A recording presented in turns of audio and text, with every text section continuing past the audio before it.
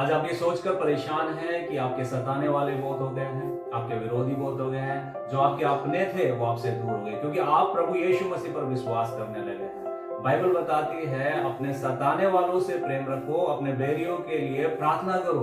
परमेश्वर का वचन कहता है, आप दानियेल की पुस्तक पढ़े, दानियेल की पुस्तक अध्याय 6 वचन 1 से 28 जब आप पढ़ेंगे तो वहां आप देखेंगे कि क्या राजा दारा से ये शिकायत की कि हे राजा, एक आदेश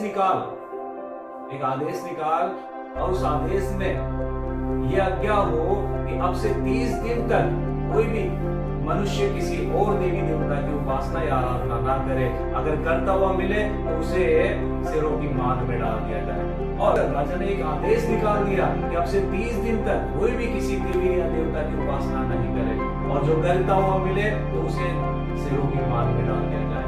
जब दानियेल को यह मालूम हुआ कि ऐसा एक आदेश निकला है तो दानियेल जैसे पहले दिन में 3 बार प्रार्थना है और धन्यवाद किया करता था परमेश्वर के सामने, वैसे ही बाइबल बताती है वैसे ही वो अपनी कोठरी में गया और जाकर परमेश्वर के सामने घुटने टेके और प्रार्थना करने लगा। हालेलुया। उसको कोई फर्क नहीं पड़ा कि उसके विरोधी उसके विरोध में है या कोई उसकी चुगली खाकर और उसे शेरों की मार में डालने वाले हैं, लेकिन परमेश्वर का वचन कहता है उसने परमेश्वर पर विश्वास किया और प्रतिदिन जैसे वो प्रार्थना किया करता था वैसे ही प्रार्थना करने लगा। तो आज वचन कहता है कि आपको विश्वास करने की आवश्यकता है, प्रार्थना करने की आवश्यकता है। आपको अपने विरोधियों के लिए, अपने सताने वालों के लिए प्रार्थना करनी है ताकि परमेश्वर उनका न्याय करे, क्योंकि परमेश्वर न्याय करने वाला है।